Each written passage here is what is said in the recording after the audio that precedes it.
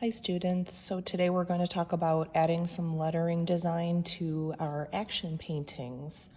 I'll have a few examples to show you and just some tips to get started. So by now your painting should be dry, and you're going to want to grab a pencil or even a white pencil if you're going to be using black paper, and a pair of scissors. You can also grab markers, colored pencils, and things to make your letters a little bit more colorful, like these up here. So in your binder bag, you have two pieces of paper, either a white or a black, and you can choose one or the other, or you can use both. It's up to you. You can leave these white or black, or you can add some color to these as well. Your choice. So what I do first is I take my pencil and I draw out a design. Here's one that I did on black paper. I ended up using my white paper design instead.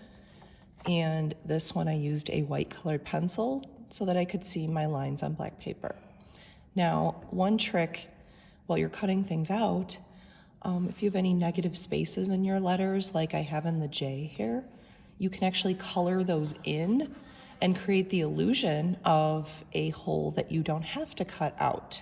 It's going to keep your letters a little bit cleaner and make that cutting just a little bit simplified for you. Okay, so here's an example of one of my old ones where I used purple lettering, and I also used a silver Sharpie to edge my letters. You can also use a colored pencil for that kind of stuff, but you can notice here that I used a purple marker to create the illusion of a hole in my negative spaces here. Okay.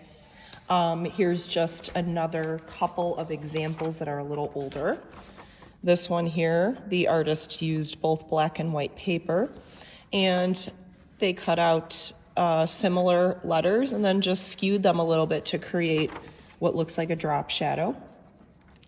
If in your house you have any scissors that cut with different edges, that's okay too. And honestly, if you have your own construction paper and you wanted to use different colors, that is also acceptable. Here's one of Mrs. Regan's old ones.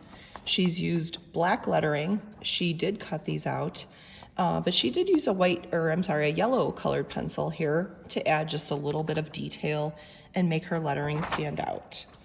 Here's another student example, and you can see this student used the white paper, did a design, and then just kind of cut out a frame instead of cutting the letter out in its exact shape. Here's another really fun one. You can apply different styles to your lettering if you'd like. Here you can see he used blue paper. He added some dark blue edging with this, and then also some silver Sharpie. So that would be something that you'd have to have in your house. My own white letters, I ended up using some markers to do some patterns and just make them a little bit more colorful looking.